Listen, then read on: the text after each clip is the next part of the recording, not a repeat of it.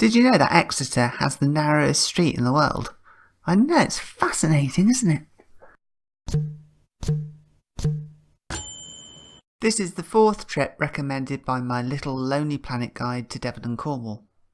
The destination today is Parliament Street, hailed to be the narrowest street in the world. I park the bike up, wander through the shopping centre and find one end of the street snuggled up along one side of McDonald's.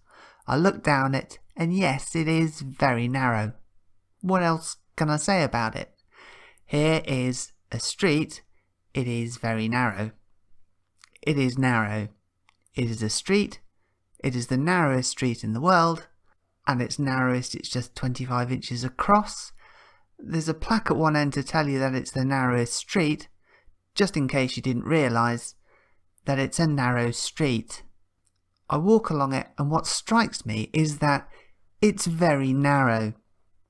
I reappear in the main high street in front of a man with a Greggs pasty halfway to his lips. He looks surprised as though I've just materialised to steal his lunch.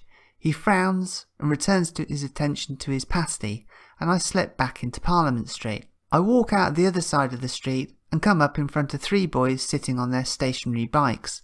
One of them gives me a salutary nod. "It's very narrow," I say. Yeah, it is, isn't it?" he says. His 2 friends decide not to contribute to this gripping conversation and consequently the silence starts to make continued eye contact uncomfortable. I slip back into the narrow street and hear them laughing to one another. It burns. And now I'm wondering what the bloody hell I'm doing here. What is interesting about it other than being narrow?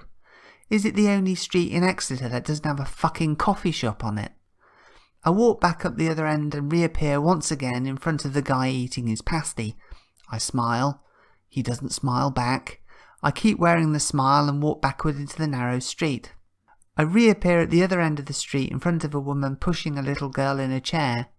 The little girl giggles at the sudden peekaboo appearance, whilst her mum throws me a nervous smile.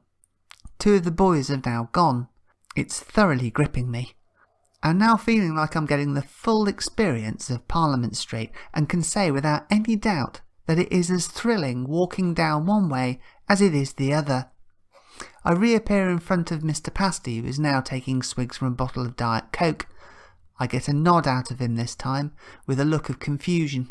I walk backwards again, yet this time with the satisfaction that he's beginning to warm to my presence. I don't know why that should feel good, but somehow it just does. So that's Parliament Street, is it? I think. Right. Maybe I should get the full experience and walk down it the other way again. And you know, it was almost as exciting walking down the other way from the high street the second time around. This time though I did manage to surprise the boy with the push bike who had previously laughed at me and who was now readjusting his undergrundies with some vigour. He sharply realises my presence. I smile. He frowns. It's complex. Deep down we both know the power dynamic has shifted in my favour and he leaves before I get to impale him with a raised eyebrow. On turning round I see Mr. Pasty eyeing me from the other end of the street. I raise my camera up to my eye and he backs away. I feel like I own this street now, the narrowest street in the world, and it's all mine. I do a Google search when I get home and discover that Sprühhöfstraße in Ruttlingen, Germany, is in fact the narrowest street in the world. I've spent all that effort on what is no more than a narrow street, and I feel cheated. Why do bad things have to happen to good people?